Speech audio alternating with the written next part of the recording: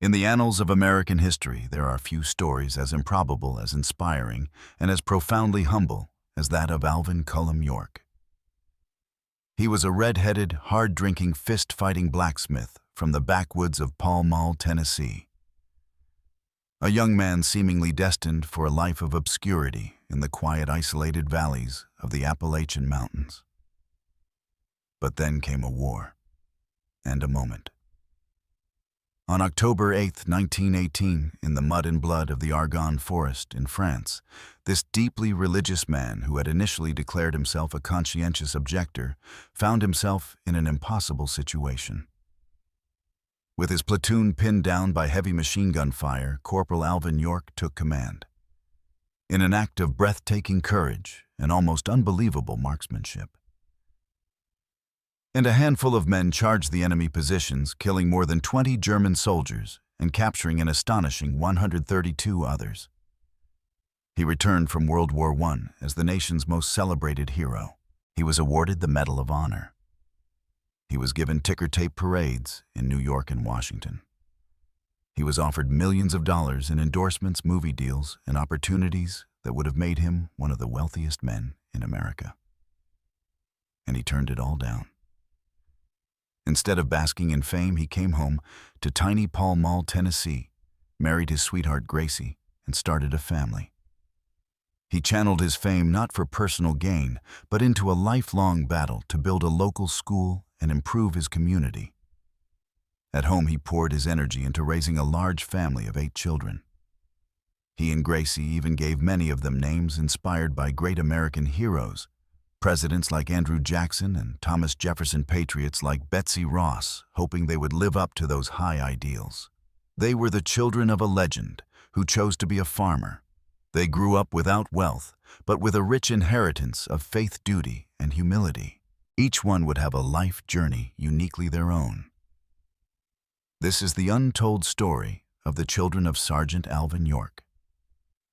In this video, we will tell the complete, sprawling, and deeply American story of the 8 children of Sergeant Alvin C. York and Gracie Williams York. They were not the children of Hollywood glamour or political power. They were the children of a reluctant hero. Their lives were shaped not by wealth or fame, but by the powerful, enduring legacy of their father's character. His humility, his devotion to God and country, and his lifelong battle for education in his community. We will explore the lives of his sons, many named after great American presidents: Alvin Jr., George Woodrow Wilson, Andrew Jackson, and Thomas Jefferson York, who each had to find their own way to live up to their father's immense legacy of service. We will also tell the stories of his daughter, named for a national icon, Betsy York, his beloved daughter Mary Alice, and the short, heartbreaking life of his infant son, Samuel Houston, as they became the keepers of the family's history and its heart. To bring you this definitive and uniquely American saga, we have gone deep into the historical archives of the Great War, studied Sergeant York's own diaries and letters, explored the oral histories of Fentress County, Tennessee, and compiled the scattered local news reports and rare interviews that tell the story of this quiet, dignified, and remarkable family. This is the story of the living legacy of America's most celebrated soldier. Number 8. The firstborn son, Alvin C. York, Jr. He was the firstborn, the one who carried the full name of a national hero, a name synonymous with almost superhuman courage and unwavering moral character. How do you live up to being Alvin Cullum York, Jr. in the hills of Tennessee, where every neighbor, every teacher, every stranger knows the legend of your father? Born in 1921, Alvin and Gracie's firstborn was affectionately nicknamed Son or Sonny, and that name stuck with him all his life. From a young age, Junior had to share his father with the world. Their simple farmhouse in Pall Mall became an unofficial landmark. Visitors often came unannounced to shake Sergeant York's hand or hear him speak. Yet to Sonny, Alvin York was simply Pa. He grew up helping on the family farm, learning the hard lessons of rural life during the Great Depression. He attended the local school his father had fought so hard to establish. As the oldest child, he often acted as a big helper to his parents, a second in command. If Alvin Sr. was away on business fundraising for the school or attending a veterans event, it was Sonny who made sure the farm kept running and the little ones minded their manners. In 1941, at age 20, he married his sweetheart and settled in a little house on the York farm, a home that was fondly nicknamed the honeymoon house. Soon he had children of his own, making Alvin Sr. a proud grandfather. One of Junior's sons would later say that despite his grandpa's fame to the family, he was just our beloved pap. During World War II, a new generation was called to service, and the sons of Sergeant York stepped forward. Alvin G. registered for the draft, ready to follow in his father's footsteps. However, the war ended before he was ever deployed overseas. Instead, he did his part on the home front, a vital role in a nation fully mobilized for war. He helped with local ration drives and war bond rallies, often appearing alongside his famous father to inspire patriotism and sacrifice. He also worked with Alvin Sr. and his brothers in the family's general store and grist mill humble businesses the Yorks ran to serve their neighbors. Sonny remained in Pall Mall after the war, a constant, steady presence. He helped his father run the farm and the family enterprises while raising his own kids in the same valley under the same sky. In the 1950s, as Alvin Sr.'s health began to fail after a series of strokes, Sonny was among the adult children who stepped up to care for him, a final act of filial devotion. He never sought the spotlight. He never tried to capitalize on his name. He simply worked hard, raised his family, and upheld the honor of the York name in the place that mattered most, their hometown. Alvin Sonny York Jr. passed away in 1983 at the age of 62 and was laid to rest in the Wolf River Cemetery in Pall Mall, not far from his father. He lived a life of quiet dignity, ensuring that the York name and its values of hard work and humility carried on into another generation. While the firstborn son honored his father through a life of quiet, steady work, the second son would find his calling in a different kind of service, a service to the very faith that had defined his father's life. Number 7. George Edward Buxton York, the shepherd of the flock. He was born in 1923 and named for a man who had profoundly shaped his father's destiny, Major George Edward Buxton. It was Major Buxton who, through long discussions about faith and duty, had guided Alvin York through his conscientious objector crisis in 1917. It was a fitting tribute to a man who had helped a hero find his path. And George Edward Buxton York would spend his life guiding others in their own spiritual paths. George grew up with a thoughtful, gentle demeanor, much like the man he was named after. He inherited his father's deep sense of faith and morality. By the early 1940s, when World War II broke out, George, like his brothers, was a young man who answered the call to serve his country. He enlisted in the U.S. Army and went through basic training. But after only about 7 months, a medical issue led to his honorable discharge and sent him back home to the hills of Tennessee. Back in Pall Mall, George found a different and perhaps truer calling. Deeply influenced by his parents' devout teachings, he became a minister in the Church of the Nazarene. For over 40 years, George served as a preacher, a shepherd to his flock, offering guidance and comfort to communities all across Tennessee. He married and had children of his own, to whom he passed down the same powerful faith and gentle values. Even into his old age, George remained active in church life, occasionally teaching Sunday school or guest preaching well into his 80s. Parishioners who remembered him years later recalled that Reverend York had a special gift for comforting the troubled and inspiring hope through his simple, heartfelt sermons. A particularly poignant family moment came in 1964. As Alvin York Sr. lay on his deathbed, frail and unable to speak, he made a request. It was George who prayed by his father's side in his final moments, fulfilling his father's request for spiritual reassurance and forgiveness. It surely gave the dying hero great comfort and pride to see his son, the minister, carrying on the family's profound life of faith. George Edward York lived a long, fruitful life devoted to spiritual service. He often took part in events honoring his father's memory, sharing recollections of growing up as Sergeant York's son, and always emphasizing how humble and quiet his famous father was at home. George passed away in 2018 at the remarkable age of 94. He was remembered not just as Sergeant York's son, but as a beloved pastor and a kind community member who quietly and profoundly impacted many lives. George's service was spiritual. His younger brother, named for the president who led America through his father's war, was driven by a more youthful, rambunctious desire to enter the fight himself. Number 6. Woodrow Wilson York, the eager soldier, born in 1925.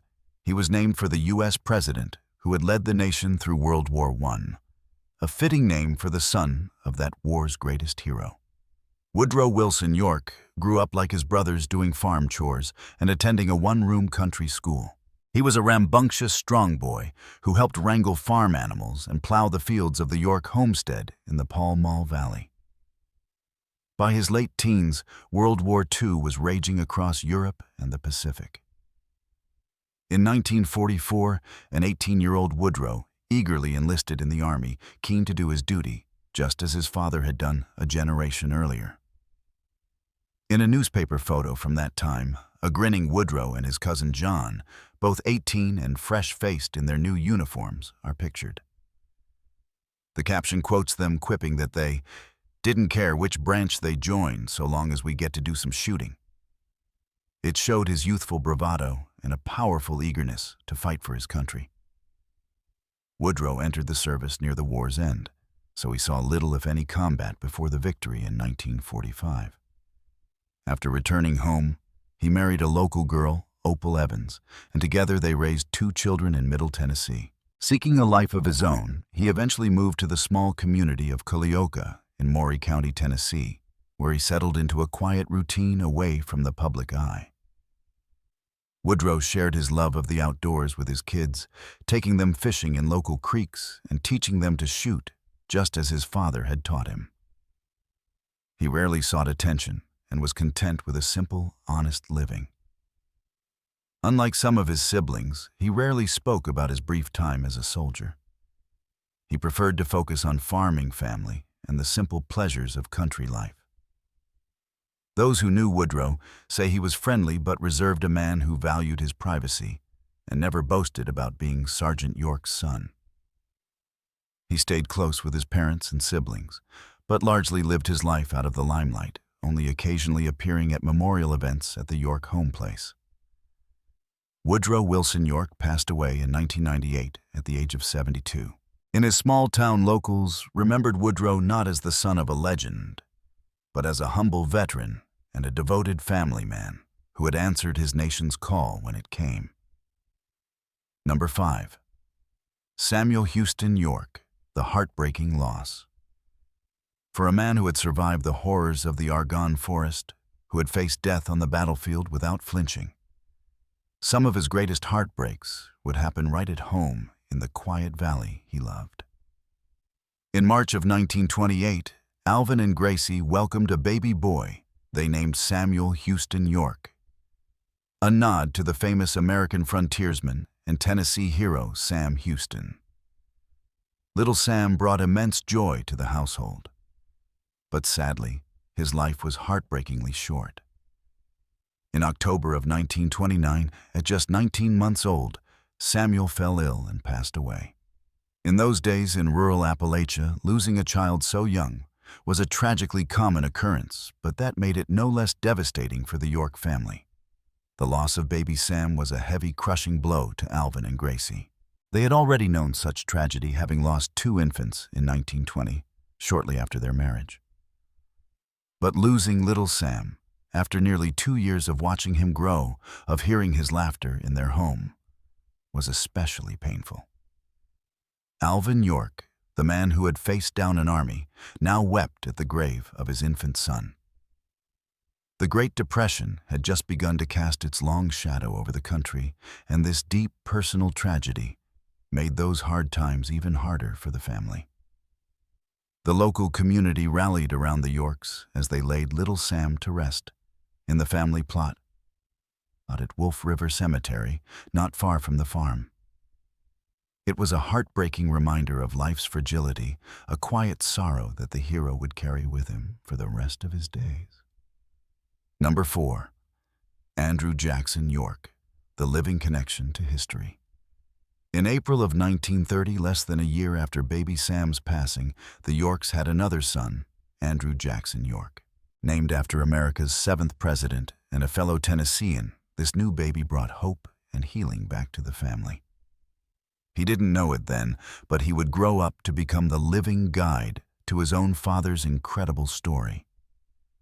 Andrew grew up during the hard-scrabble 1930s as the Great Depression gripped the country. Despite the economic hardships, Alvin York worked tirelessly to improve life in the area.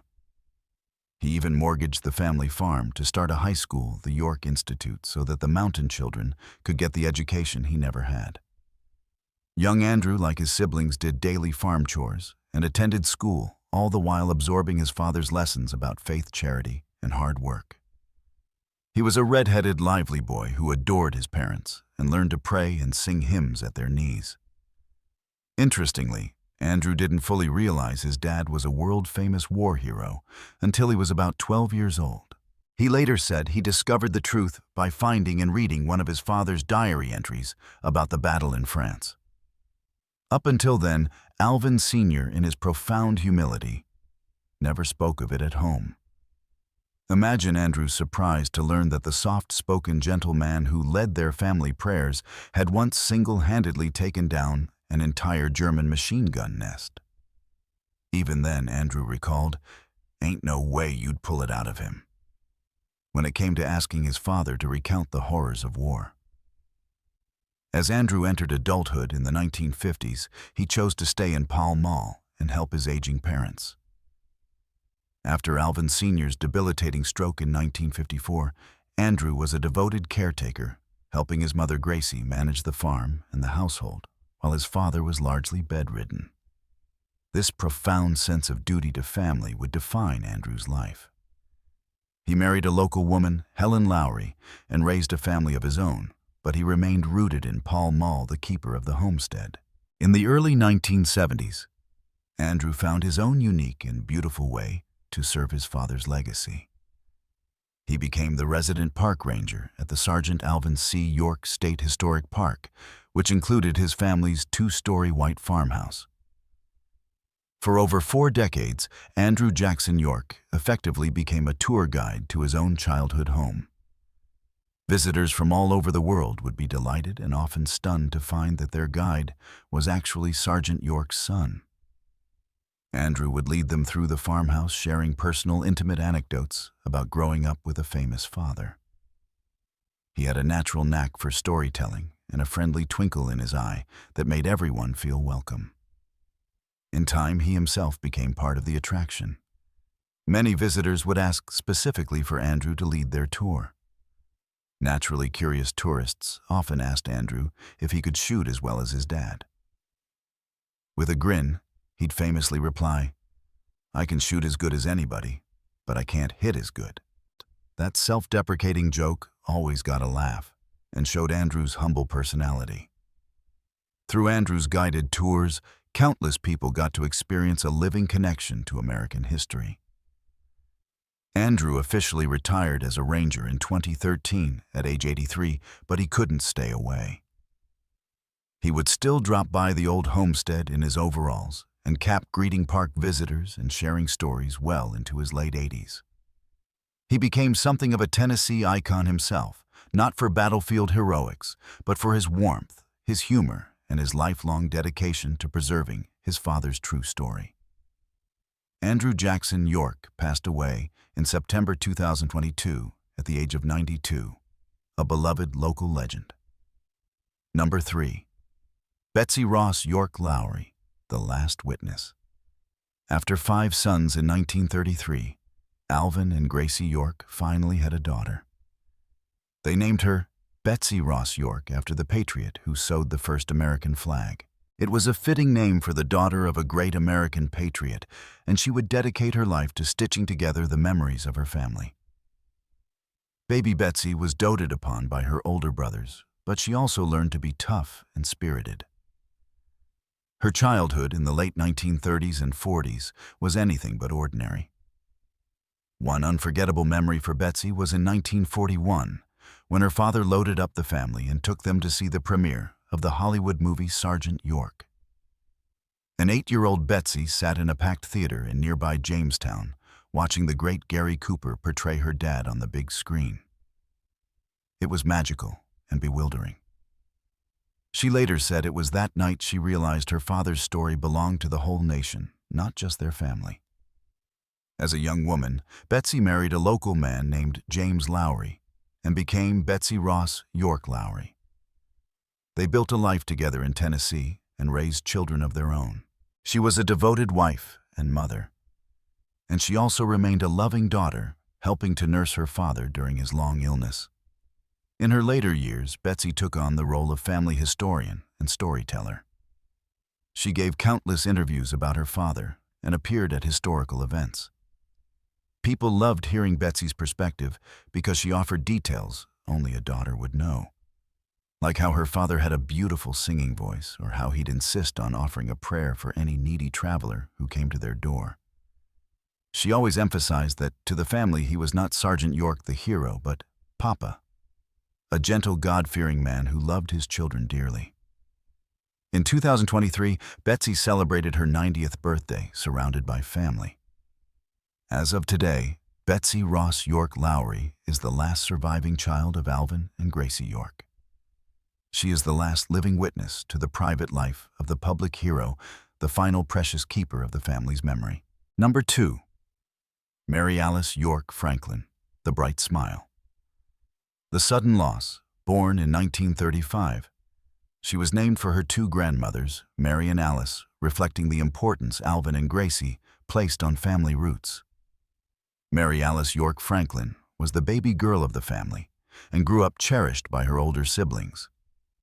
She came of age in the 1950s and was known to be kind, cheerful, and very down-to-earth, much like her mother Gracie. In the early 1960s, Mary Alice married and took the last name Franklin. She and her husband settled in Tennessee, remaining close to home and to her parents. As the youngest daughter, she spent years at home even as older siblings moved away, becoming a great help and companion to her mother Gracie, especially after her father's passing in 1964. In the years that followed, Mary Alice stayed involved in church and community activities, always carrying herself with the same modesty and warmth that were hallmarks of the York family. But tragedy struck the Yorks again in 1994, when Mary Alice died in an automobile accident at the age of 58. Her sudden, shocking passing was a devastating blow to the family and the community. Her brothers and sisters were heartbroken by the loss. Mary Alice had been the baby sister with the bright smile, and her absence left a void that could never be filled. Number 1. Thomas Jefferson York, the final hero. Born in 1938, he was the baby of the family, and they named him Thomas Jefferson York. It was a fitting capstone to the patriotic names in the York family. By the time little Tommy came along, Alvin York was 50 years old and had become an American legend. But at home, he was still simply Pa. Thomas came of age in the 1950s, a very different world from the one his eldest brothers had known. He saw his father struggle with declining health and watched his older siblings marry and move into adulthood. He was just 16 years old when Alvin York passed away in 1964, an event that deeply affected him as a teenager. Friends would later say Thomas had the same kind of quiet courage and sense of duty his father was famous for. As a young man, Thomas decided to serve his country in uniform.